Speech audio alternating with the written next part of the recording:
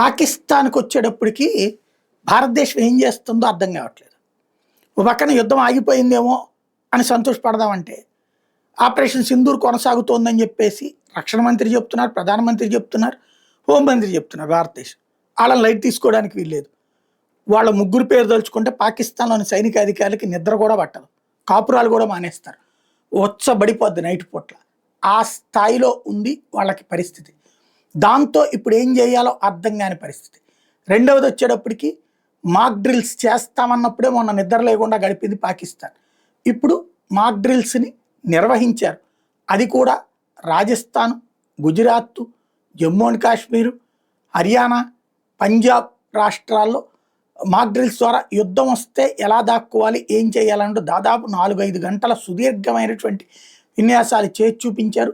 ఏదైనా కూలిపోతున్నప్పుడు ఎట్లా చూడాలి, ఏదైనా సౌండ్ వచ్చినప్పుడు ఎలా దాక్కోవాలి, అలాగే శత్రు సైనికులు వస్తే ఎట్లా అటాక్ చేయాలి, వాళ్ళని ఏ విధంగా కార్నర్ చేయాలి, ఇట్లాంటివన్నీ కూడా నేర్పుతున్నారు. అంటే భారతదేశం యుద్ధానికి ప్రజల్ని సిద్ధం చేస్తుంది. ఇది ఏం చేయాలో అర్థం కాక తలపట్టు కూర్చుంటోంది పాకిస్తాన్.